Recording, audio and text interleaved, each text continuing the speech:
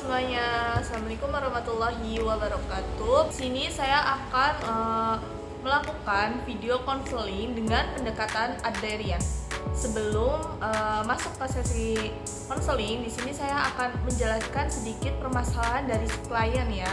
Jadi si klien ini tuh usia 22 tahun, dimana dia itu seorang pekerja di PT CS Purwokerto. Nah, di mana dia itu mengalami sebuah masalah dalam pencapaian target. Jadi dia itu tidak bisa mencapai target yang diberikan oleh bosnya.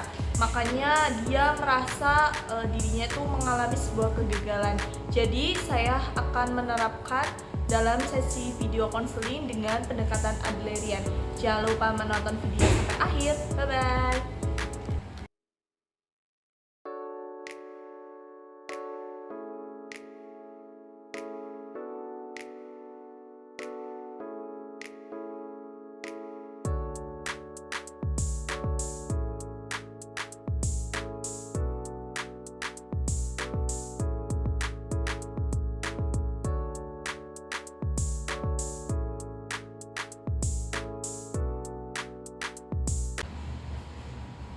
Assalamualaikum Mbak. Waalaikumsalam. Silakan duduk, Mbak.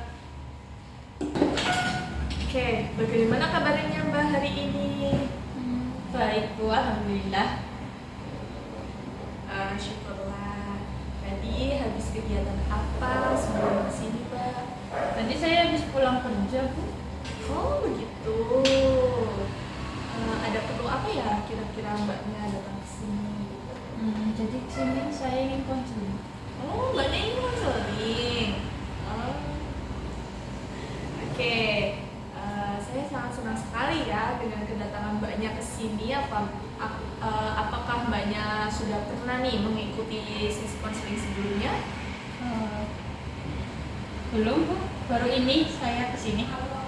Baiklah, jadi berhubung Mbaknya baru pertama kali ke sini, sebelum masuk ke sesi konseling, saya akan sedikit ya Mbak menjelaskan tentang apa itu konseling seperti itu. Jadi konseling adalah sebuah bantuan profesional yang diberikan oleh konselor kepada konselor atau Mbaknya yang bertujuan itu mampu memecahkan masalah atau problem yang sedang dihadapi oleh Mbaknya gitu kan. Dan saya sebagai konselor itu hanya sebagai fasilitator saja seperti itu Mbak. Ya. Baiklah Bu, sekarang saya mengerti apa itu konseling. Namun saya masih takut untuk menceritakannya Mbak. Mbaknya nggak usah takut. Dalam sisi konseling ini itu terdapat beberapa asas ya Mbak. Salah satunya yaitu seperti asas kerahasiaan, kesukarelaan, keahlian, terus asas kegiatan, keterampilan, kemandirian, dan masih banyak asas lainnya. Nah, salah satu di antara asas tersebut itu ada tadi yang saya sebutin asas kerahasiaan, di mana di sini kita menjamin semua data-data atau informasi yang berkaitan dengan masalah Mbaknya. Jadi Mbaknya nggak perlu khawatir kalau informasi Mbak itu akan tersebar gitu. Jadi bagaimana Mbak? Apakah sekarang Mbaknya sudah siap dan untuk menceritakan masalah Mbak itu ke saya? Begitu ya Bu. Sekarang saya udah paham semuanya. Baiklah, saya akan mulai menceritakan permasalahan saya. Oke, pertemuan kita ini tuh selalu dibatasi dengan waktu ya Mbak. Kita akan melakukan konseling dengan durasi kurang lebih 15 sampai 30 menit seperti itu. Dengan adanya waktu yang sesingkat mungkin, semoga kita tuh benar-benar memanfaatkan waktu yang ada gitu ya Mbak. Nah, ketika permasalahannya itu belum selesai ya Mbak, tapi waktu konselingnya udah selesai, Mbak bisa datang lagi menemui saya di jam berikutnya dengan menentukan janji dulu seperti itu. Baiklah, saya setuju. Baiklah, sekarang coba Mbak ceritakan kepada saya apa yang menjadi permasalahan Mbak dalam sesi konseling ini. Jadi gini Mbak, akhir-akhir bulan ini itu saya sedang mengalami kegagalan di kantor saya. Kegagalan yang seperti apa yang bermaksud ya? Bisa coba jelasin lebih lanjut? Betul Mbak, saya kan kerja ya di bagian customer service itu, dimana setiap bulannya itu ada pencapaian target nih. Nah, ketika saya sedang mengejar target tersebut, di situ atasan saya malah menambahkan target yang nggak semestinya gitu pada saya, sehingga saya tidak bisa mencapai target yang tergolong tinggi untuk bulan ini. Oh, seperti itu. Saya sangat memahami perasaan mbaknya saat ini ya. Lalu apa nih yang membuat mbaknya tuh merasa kecewa atau merasa sedih karena adanya situasi tersebut? Saya merasa saya sangat merasa usaha saya itu selama ini nggak berguna dan saya sangat tidak berharga di perusahaan ini. Jadi kayak seakan tuh saya nggak bisa memenuhi ekspektasi mereka gitu. Hal ini yang membuat saya ragu akan kemampuan yang saya miliki. Oh begitu. Berarti mbak merasakan bahwa kegagalan ini tuh dapat menunjukkan bahwa mbak itu tidak cukup baik seperti itu ya. Nah, dan adanya kegagalan itu pasti sangat menyakitkan kan? Apakah ini pertama kalinya mbak merasa seperti ini di tempat kerja atau emang sebelumnya udah pernah mengalaminya?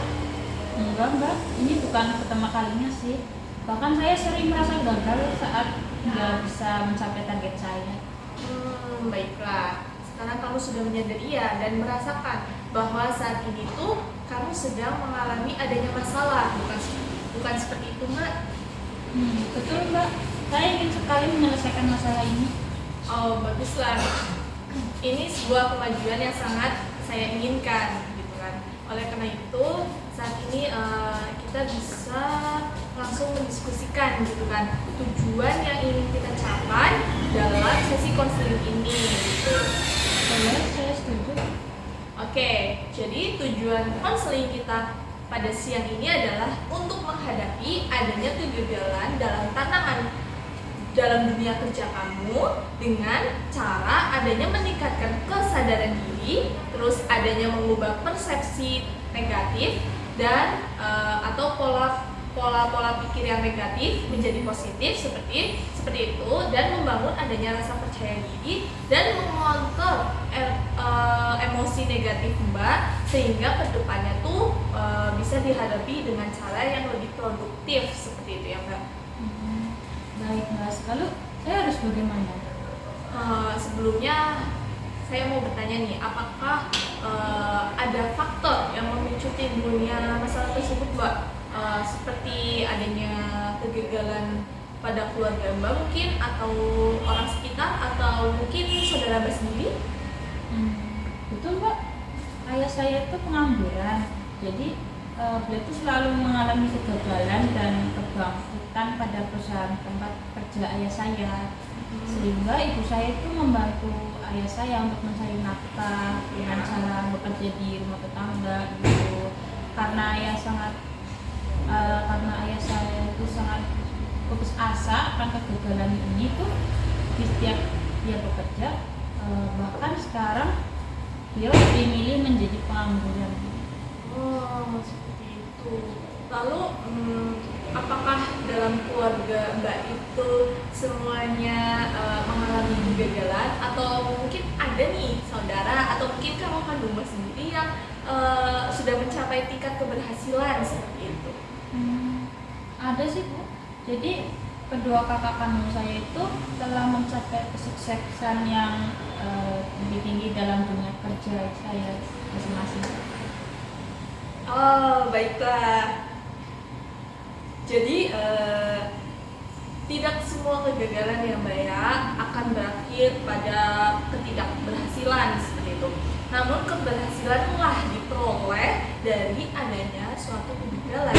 Jadikanlah kegagalan itu sebagai pengalaman untuk masa depan yang lebih baik lagi seperti itu Mbak. Meski dalam setiap orang itu mencapai keberhasilannya itu melalui jalan yang berbeda-beda seperti itu. Oh begitu ya mbak, tidak benar juga sih. Ya, selain itu apakah ada faktor lainnya mungkin yang lebih memicu ke kantor Mbak atau mungkin ke bos Mbak seperti itu? juga Mbak.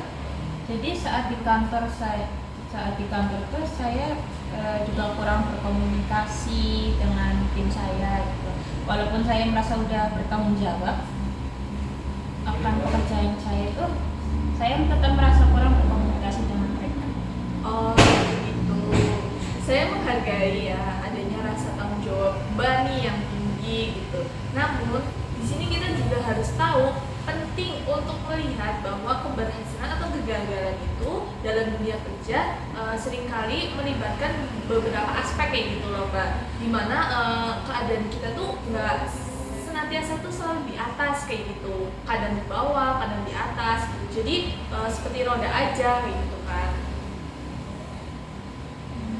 Saya pikir saya harus bisa lebih meningkatkan komunikasi dengan tim saya, dan jangan hanya melihat kegagalan dari ayah saya, namun saya juga harus bisa melihat keberhasilan dari kakak-kakak saya yang mungkin mereka juga pernah merasakan adanya pengalaman yang serupa untuk tumbuh dan mengurangi itu.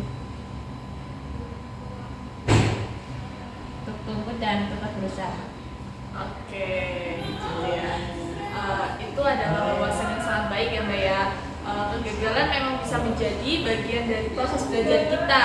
Sekarang mari kita pikirkan lagi langkah-langkah berikutnya gitu yang bisa kita ambil untuk menangani adanya permasalahan ini, dan bagaimana sih kamu bisa menggunakan pengalaman ini itu untuk menjadi lebih berkembang dan mengurangi adanya beban yang Mbak rasakan seperti itu. Jadi saya bisa merencanakan pertemuan lebih rutin untuk dengan tim untuk menghindari miskomunikasi, dan mungkin saya juga perlu memberikan lebih banyak waktu untuk diri saya sendiri saat merasa terlalu tertekan akan pekerjaan saya di kantor. Wah, itu rencana yang bagus ya Mbak. Memberikan waktu untuk diri sendiri juga sangat penting loh. Jadi ketika kita meluangkan waktu nih untuk diri kita sendiri tuh kita tuh bisa nih merefleksikan otak kita biar kita tuh sedikit relax gitu. Jadi nggak ada tekanan gitu kan. Nah, jadi bagaimana nih dengan rasa percaya diri Mbak setelah pengalaman ini? Bagaimana nih perasaan tentang diri Mbak sendiri di tempat kerja itu? Sebenarnya saya nggak cukup percaya diri Mbak, dan saya rasa saya tidak cukup baik untuk pekerjaan ini. Saya mengerti, kadang kita bisa terlalu fokus ya pada kesalahan hingga melupakan nih banyak hal-hal positif yang mungkin Mbak tuh udah capai seperti itu. Coba deh sekarang Mbak pikirkan baik-baik, sudah berapa sih usaha Mbak untuk bisa bekerja di perusahaan itu, dan prestasi apa aja yang udah Mbak peroleh selama tahun ini seperti itu. Mbak benar, sebenarnya itu saya menjadi salah satu customer service terbaik bulan kemarin, tapi kenapa saya tidak memikirkan adanya hal positif itu? Kedengarannya kamu sudah melakukan banyak hal baik, tapi kegagalan ini tuh tidak mengurangi adanya nilai dari sebuah pencapaian sebelumnya seperti itu. Jadi satu kegagalan itu tidak membuat Mbak itu menjadi orang yang tidak berhasil, melainkan satu kegagalan itu bisa memberikan Mbak pelajaran untuk kedepannya yang lebih baik. Jadi Mbak nggak ngulangin kesalahan itu lagi gitu. Masih banyak waktu kok untuk bisa mencapai target konsumen yang sesuai dengan target yang diinginkan bos Mbak seperti itu. Iya Mbak, mungkin itu bisa membantu saya. Nah, dan ingat nih ya, kegagalan itu hanyalah bagian dari perjalanan untuk menuju kesuksesan seperti itu. Oke, Mbak. Jadi bagaimana perasaan Mbak setelah melakukan adanya konseling ini? Saya merasa lebih optimis sekarang Mbak. Saya kira saya bisa menangani tantangan ini dengan cara yang lebih baik. Baiklah, saya sudah bisa mendapatkan nih sebuah informasi yang cukup nih pada pertemuan pertama kita ini seperti itu. Oke Mbak, terima kasih. Oke Oke, sama-sama. Jadi kamu harus tetap semangat ya, dan jangan takut, jangan khawatir, jangan merasa menjadi orang yang paling gagal dalam tantangan di dunia kerja ini gitu. Di sini saya siap membantu Mbak kapan saja. Baik. Sekali lagi saya ingatkan bahwa sesi konseling ini tuh berupa rahasia ya Mbak, hanya Mbak dan saya saja yang dapat mengetahuinya gitu. Jadi Mbak nggak perlu khawatir informasi ini tuh akan bocor ke orang lain seperti itu. Siap, Mbak. Baiklah Mbak, berhubung sesi konseling kali ini tuh udah 30 menit ya Mbak ya. Sangat nggak terasa kan ya. Jadi kita akhiri ya Mbak ya.